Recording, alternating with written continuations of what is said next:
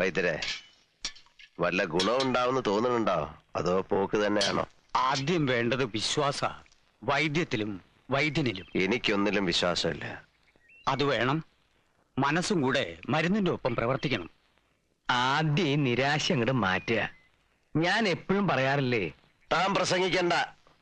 തനിക്ക് എല്ലാത്തിനും ഉണ്ടല്ലോ ഓരോ ന്യായീകരണങ്ങള്. അതെ, എന്നെ തിന്നാൻ വന്നോളൂ.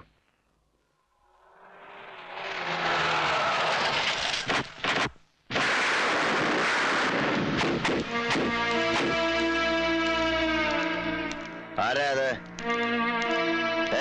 നീലാണ്ട, ഞാനാടാ ശേഖരൻ. നീ ചത്തിട്ടില്ലെന്നറിഞ്ഞപ്പോഴാ എനിക്ക് സമാധാനായത്. ഇനി കളി ഞാൻ തുടങ്ങാൻ പോണേ ഉള്ളൂ. ഓരോന്ന് എണ്ണി പറഞ്ഞു ഞാൻ കുത്തും. എന്നിട്ട് ഇഞ്ചിഞ്ചായി, ഇല്ല കൊല്ലില്ല, പകുതി ചത്ത നിന്നെ കൊല്ലുന്നതിൽ എന്താ രസം? ചികിത്സ നടക്കട്ടെ, ഞാൻ കാത്തിരിക്കാം. 2 കാലയിൽ എഴുന്നേറ്റ് നടക്കാറാവുമ്പോ നിന്നെ ഞാൻ എന്റെ അടുക്ക വരുത്തും. നീ എന്താടോ ഒന്നും മിണ്ടാത്തത്? എന്താടോ കളവ തന്റെ മുഖത്തൊരു കടുപ്പം? എന്നെ അങ്ങ് കടിച്ചു കയറി കളയുമെന്ന് തോന്നുന്നുണ്ടോ? കണ്ടാ നിർത്തടാ ചറ്റേ. ഓ, അപ്പൊ നിന്റെ നാക്ക് ഇറങ്ങിയിട്ടില്ലല്ലേ? ഇല്ലടാ നോയിന്റെ മോനെ. കിടക്കടാ, ഉണക്കാണ്ട് കിടക്ക്.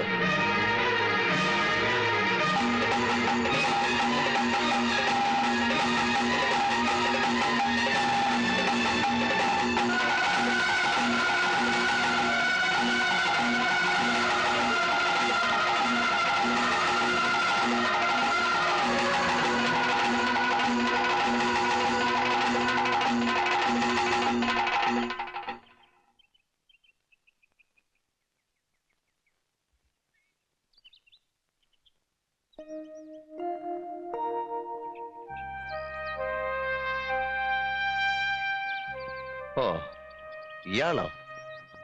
മരണം മരണം മരണം ആഗ്രഹിച്ചിട്ട് നടക്കാതെ പോയ നിരാശയോ, അതോ ഈ കിടപ്പ് കാണുമ്പോഴുള്ള സന്തോഷോ? എന്താ ഇപ്പൊ മനസ്സിലെ? രണ്ടായാലും ജയം തന്നെ. നീലകണ്ഠന്റെ മേൽ ജയം. കുറച്ചുകൂടെ അടുത്തേക്ക് വരാം, വേണമെങ്കിൽ ഒന്ന് കാറി തുപ്പാം. എന്തിനാ എന്റെ നീല ഇങ്ങനെ ഓരോന്ന് പറയണേ? സത്യമല്ലേ പറഞ്ഞുള്ളൂ വാര്യരെ. നീലകണ്ഠൻ ദ്രോഹിച്ചിട്ടുള്ളവരുടെ കൂട്ടത്തിൽ മുന്നിലല്ലേ ഈ കുട്ടി? ഞാൻ പോകുന്നു വാര്യമാവ. വന്നതിൽ സന്തോഷമുണ്ട് കേട്ടോ.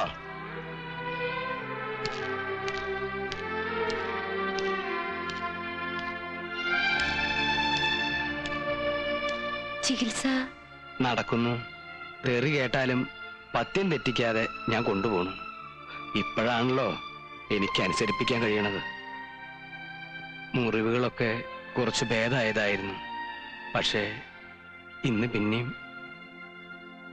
എന്നോടൊരു വാക്ക് ചോദിക്കാതെ നീ എന്തിനവിടെ പോയി? മുമ്പ് അവിടെ പോയിട്ടുള്ളതെല്ലാം അച്ഛന്റെ ഇഷ്ടത്തിനായിരുന്നല്ലോ. ഇപ്പോ എന്റെ ഇഷ്ടത്തിനും കൂടി പോണം തോന്നി. ആണോ? പ്രായം തികഞ്ഞ ഒരു പെണ്ണാണ് നീ. ആ ആഭാസന്റെ പ്രായം ചെന്ന 2 പെൺകുട്ടികളെയും കൊണ്ട് അച്ഛൻ ഈ പറയുന്ന ആഭാസന്റെ അവിടെ പാർക്കാൻ ചെന്നിരുന്നു. എന്നിട്ടൊന്നും സംഭവിച്ചില്ലെങ്കിൽ ഇപ്പൊ തീരെ ഭയക്കണ്ട.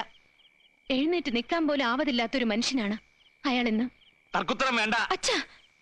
അച്ഛൻ എങ്ങനെ കഴിയുന്നു ഇങ്ങനെയൊക്കെ മാറാൻ? പോയി കണ്ട് വിവരങ്ങൾ അന്വേഷിക്കേണ്ടത് അച്ഛനല്ലേ? അച്ഛനല്ലേ അയാളുടെ ഔദാര്യങ്ങൾ പറ്റിയിട്ടുള്ളത്? ഉണ്ട ചോറിനുള്ള നന്ദി അതെങ്കിലും കാട്ടണ്ട അച്ഛ. വേറൊരുത്തന്റെ ഔദാര്യത്തില് ഇപ്പൊ 3 നേരം സുഭിക്ഷയായിട്ട് കഴിയാന്ന് വന്നപ്പോ എല്ലാം മറന്നു. മതി പ്രസംഗിച്ചത്. ഇനി ഞാൻ അറിയാതെ നീ എവിടെ പോകരുത്, മനസ്സിലായോ?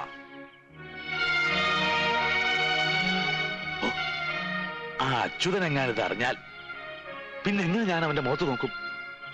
ഇനി പോണെന്ന് കരുതിയതല്ല. പക്ഷേ അച്ഛൻ വാശിയിലാണെങ്കിൽ ഞാൻ പോവും. അതിന്റെ പേരിൽ ആരുടെങ്കിലും മുഖത്ത് നോക്കാൻ അച്ഛന് വിഷമം ഉണ്ടെങ്കിൽ വിഷമിപ്പിക്കാൻ വേണ്ടി തന്നെ മനഃപൂർവ്വം ഞാൻ പോവും. താനോ?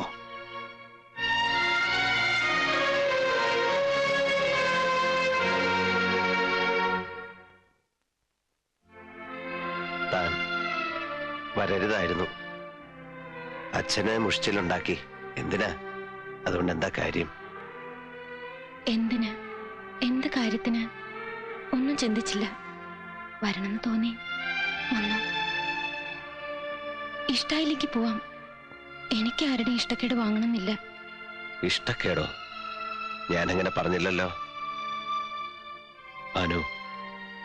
ഭാനു എന്നെ കാണാൻ വരുമ്പോ ഞാൻ ചെയ്ത തെറ്റുകൾ താൻ പൊറുത്തു എന്നല്ല ഞാൻ കണക്കാക്കേണ്ടത്. അതിലെനിക്ക് സന്തോഷമാണുള്ളത്. പക്ഷേ പിന്നിട്ട കാലത്ത് ചെയ്തു പോയ തെറ്റുകൾക്ക് ഞാൻ ഇന്ന് പലിശ സഹിതം ശിക്ഷ വാങ്ങിക്കുകയാണ്. അപ്പോ എന്നെ കാണാൻ വരിക, സ്നേഹമോ കാരുണ്യമോ ഒരു നോട്ടത്തിലൂടെയെങ്കിലും എനിക്ക് തരിക. അങ്ങനെ ചെയ്യുന്നവർക്ക് ഈശ്വര കോപം ഉണ്ടാവും. താൻ വെറുതെ പാവം വലിച്ച് തലേ കയറ്റണ്ട. ഞാൻ അറിഞ്ഞിരുന്നത് ഇയാളിന് ബലമുള്ളൊരു ശരീരം മാത്രമല്ല, അതിൽ ഉറപ്പുള്ളൊരു മനസ്സും ഉണ്ടെന്നായിരുന്നു. പക്ഷെ ഇപ്പൊ മനസ്സിലാവുന്നു, പാതി ചത്തു എന്ന് പറയുന്ന ശരീരത്തിനുള്ളിൽ മുഴുവൻ ചത്ത ഒരു മനസ്സാണുള്ളതെന്ന്. അതിനനുവദിക്കരുത്. മനസ്സിന്റെ ധൈര്യം വീണ്ടെടുത്താൽ പിന്നെ നടക്കാൻ കാലുകൾ വേണ്ട. ക്ഷമിക്കണം, ഞാൻ ഉപദേശിക്കല്ല. അതിനും മാത്രമുള്ള ബുദ്ധിയൊന്നും എനിക്കില്ല.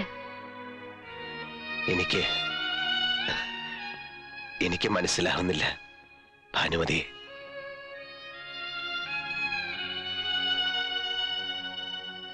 എനിക്ക് തിരിച്ചും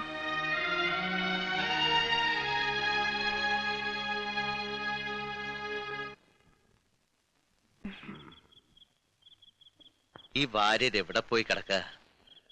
ഭാനുവിന് ഇന്ന് ശരിക്ക് വഴക്ക് കേൾക്കും. ഏയ്,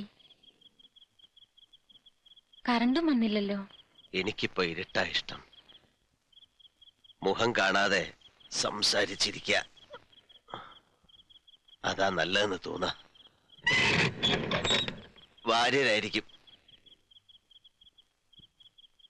ഭാര്യമാനല്ല. പിന്നെ ആരാ അവിടെ?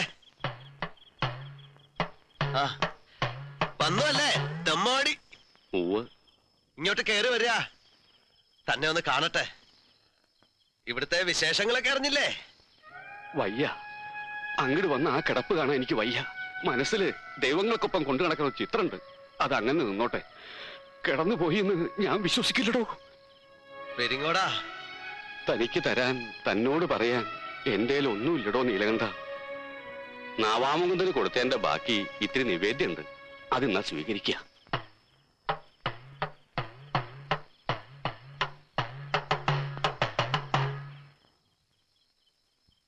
വന്ദേ മുകുന്ദ ഹരേ ജയ ശൗരേ സന്താപഹാരി മുരാരേ ദ്വാപര ചന്ദ്രിക ചർച്ചിതമാം നിന്റെ ദ്വാരകാപുരിയെവിടെ പീലിത്തിളക്കവും കോലക്കുഴൽ പാട്ടും അമ്പാടിപ്പൈക്കണം എവിടെ ക്രൂരനിഷാദ ശരം കൊണ്ടു നീറുമി നെഞ്ചിലെന്നാത്മപ്രണാമം പ്രേമസ്വരൂപനാം സ്നേഹസതീർഥ്യന്റെ കാൽക്കലൻ കണ്ണീർ പ്രണാമം.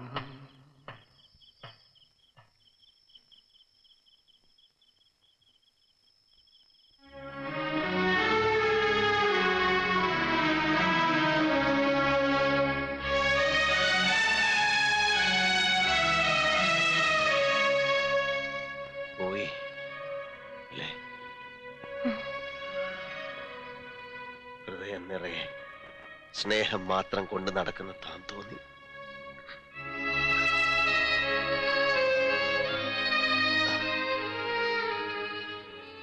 ഭാനുമതി,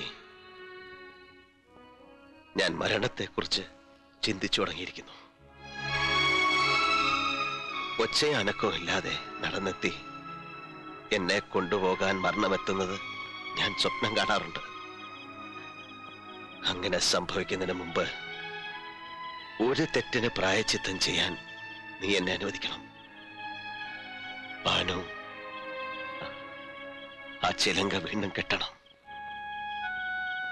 നിനക്ക് ഓർമ്മയുണ്ടല്ലോ, മുമ്പ് ഞാനത് ആവശ്യപ്പെട്ടപ്പോ നീ പറഞ്ഞത് എന്റെ മരണശേഷം മാത്രം അതിനെക്കുറിച്ച് ആലോചിക്കാമെന്നാണ്. ഇപ്പോ മരിച്ചതിന് തുല്യമല്ലേ? പഴയ നീലകണ്ഠൻ മരിച്ചു. ഈ ശരീരം ഒരു പാഴ് വസ്തുവാണ്. ജീവിച്ചിരിക്കുന്നതിന് തെളിവായി ഒരു സ്മാരകം മാത്രം. മറുത്തു പറയരുത്. എന്നോട് കാണിക്കുന്ന ഒരു ദയ, ഒരു പാവത്തിൽ നിന്നെങ്കിലും മുക്തി കിട്ടാൻ ഞാൻ നിന്നോട് അപേക്ഷിക്കുകയാണ്.